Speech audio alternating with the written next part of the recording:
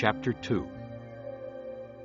To the angel of the church in Ephesus write, These are the words of him who holds the 7 stars in his right hand and walks among the 7 golden lampstands.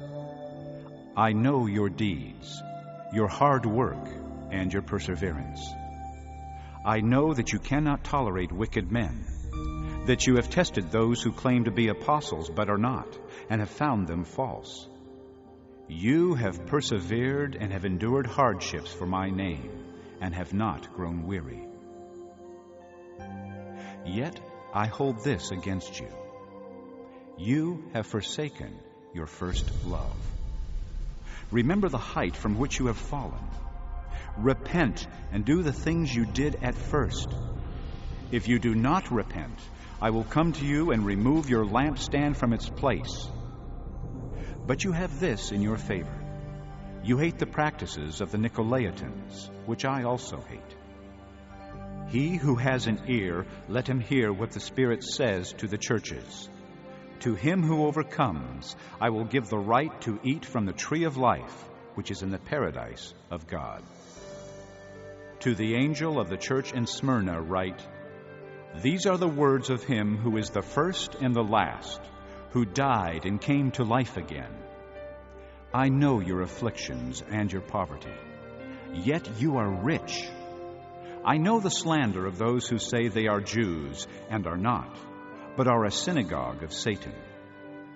Do not be afraid of what you are about to suffer. I tell you, the devil will put some of you in prison to test you, and you will suffer persecution for 10 days. Be faithful, even to the point of death, and I will give you the crown of life. He who has an ear, let him hear what the Spirit says to the churches. He who overcomes will not be hurt at all by the second death. To the angel of the church in Pergamum write, These are the words of him who has the sharp double-edged sword. I know where you live, where Satan has his throne. Yet you remain true to my name. You did not renounce your faith in me, even in the days of Antipas, my faithful witness, who was put to death in your city where Satan lives. Nevertheless, I have a few things against you. You have people there who hold to the teaching of Balaam, who taught Balak to entice the Israelites to sin by eating food sacrificed to idols and by committing sexual immorality. Likewise, you also have those who hold to the teaching of the Nicolaitans.